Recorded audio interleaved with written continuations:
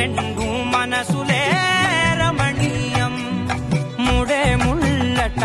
ముడి పడుతుంటే ముచ్చట నాలుగు దిక్కుల కంట చూడ ముచ్చటైన వేడుకంట ఆ పంచభూతాల తోడుగా ప్రేమ పంచుకొనే